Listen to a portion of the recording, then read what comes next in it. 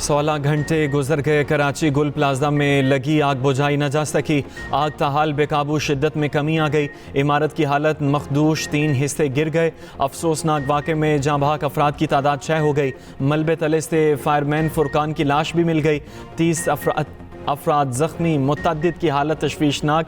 इमारत में अब भी लोगों के फंसे होने की इतलात हैं। आग तीसरे दर्जे की करार। DC साउथ का कहना है कि गुल प्लाजा की इमारत का 40% हिस्सा मुनहदिम हो चुका।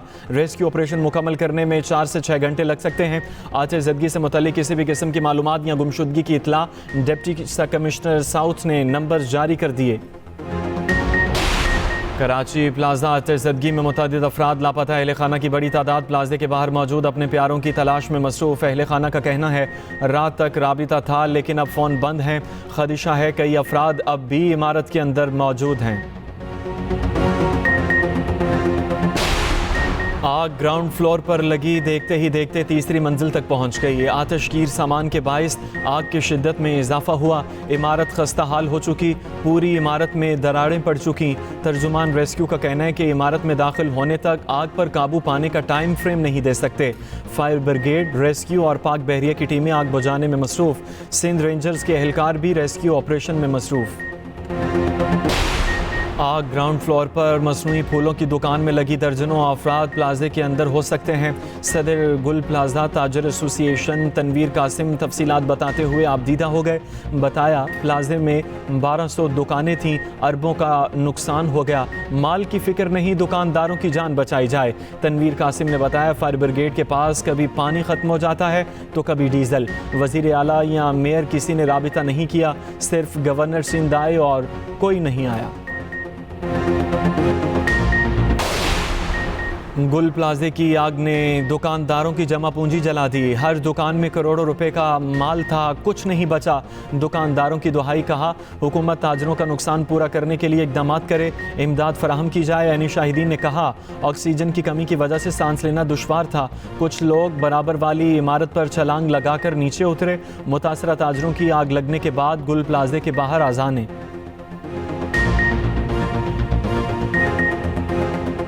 वज़ीर आला सिंध का गुल प्लाजा में आतिशज़दगी का सख्त नोटिस। कमिश्नर कराची को फौरी इंक्वायरी की हिदायत, तफसीली रिपोर्ट भी तलब। चेयरमैन पीपल्स पार्टी बिलावल भुट्टो का जानी और माली नुकसान पर अफसोस का इजहार। आग बुझाने के लिए तमाम वसाइल बरूए कार लाने की हिदायत, तहकीकात की भी हिदायत कर दी। सूबाई वज़ीर सईद गनी का जाए वकुआ का दौरा। मेयर कराची मुर्तज़ा वहाब ने कहा मुश्किल वक्त में मुतासरीन के साथ हैं। IG सिंध जावेद आलम ओढ़ू भी गुल प्लाजा पहुँचे। कहा आग पर काबू पाने के बाद नुकसान का तखमीना लगाएंगे।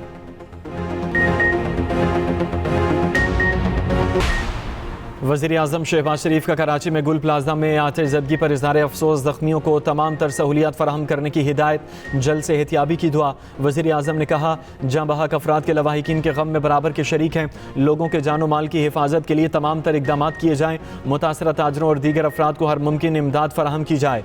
वफाकी वज़ीर दाखिला मोहसिन नकवी का जाँ बहक अफराद के लवाहिकीन से इज़हार ताज़ियत। मोहसिन नकवी ने कहा जाँ बहक अफराद के लवाहिकीन में गम में बराबर के शरीक हैं। तमाम तर हमदर्दियाँ मुतासरीन के साथ हैं।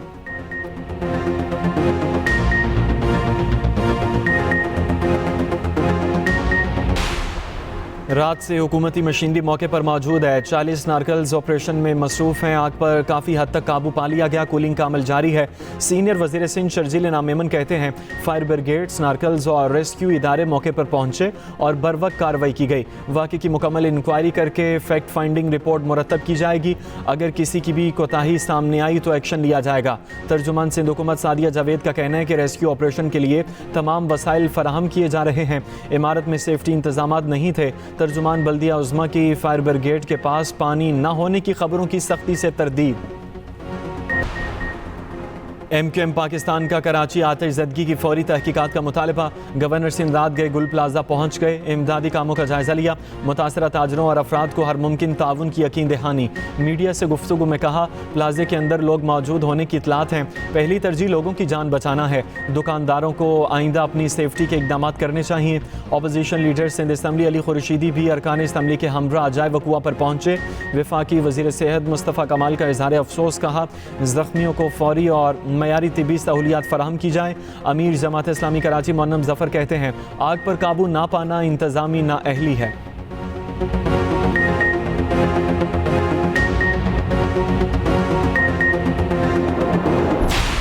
दुश्मन के किसी एजेंडे को कामयाब नहीं होने देंगे। चेयरमैन रोयत हिलाल कमेटी मौलाना अब्दुल खबीर आज़ाद का कौमी यकजहती और पैगाम पाकिस्तान कॉन्फ्रेंस से खिताब। कहा, पाकिस्तान में कौमी यकजहती को पैदा करने के लिए किरदार अदा करना है। काजिम रज़ा नकवी ने कहा, मई में पाकिस्तान ने जो बहादुरी दिखाई उसे पूरी दुनिया ने तस्लीम किया।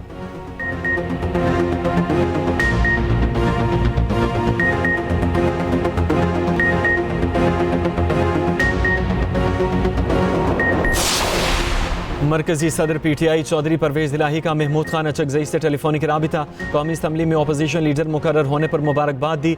चौधरी परवेज इलाही ने कहा, महमूद खान अचकजई एक सीनियर और काबिल एहतराम पार्लियामेंटेरियन है। महमूद खान अचकजई की तकर्री जमहूरियत के लिए मुस्बत साबित होगी।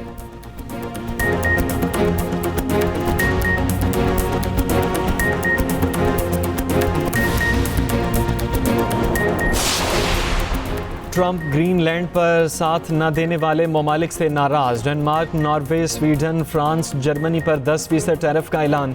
बरतानिया, नीदरलैंड और फिनलैंड को भी 10% टैरिफ देना होगा।